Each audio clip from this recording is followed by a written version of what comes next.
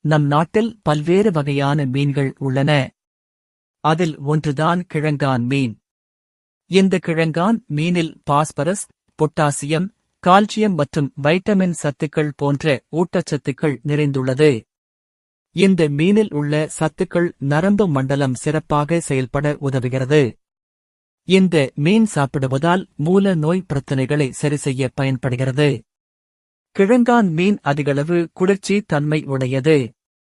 மூலநோய் உள்ளவர்கள் கிழங்கான் மீன் சாப்பிட்டு வருவதால் நல்ல பலன் அளிக்கிறது. இந்த மீன் புற்றுநோய் செல்களை அழைக்கும் தன்மையை கொண்டுள்ளது. வெயில் காலங்களில் இந்த கிழங்கான் மீன் சாப்பிடுவது உடலுக்கு நன்மையை தருகிறது. இந்த மீன்கள் சாப்பிடுவதால் வாத நோய்கள் வராமல் தடுக்கலாம்.